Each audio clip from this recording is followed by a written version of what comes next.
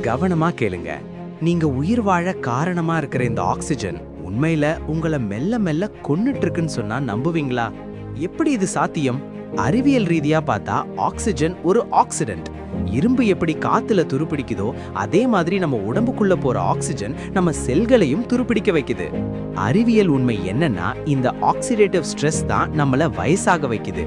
நம்ம தோல்ல சுருக்கம் வர்றதுக்கும் நம்ம உறுப்புகள் பலவீனம் அடையறதுக்கும் காரணமே இந்த ஆக்சிஜன் தான். ஒரு மெழுகுவர்த்தி எப்படி எரிஞ்சு தன்னைத்தானே அழிச்சுக்குதோ அதே மாதிரி தான் நம்ம உடம்பும் ஆக்சிஜனை எரிச்சு ஆற்றலை உருவாக்குது.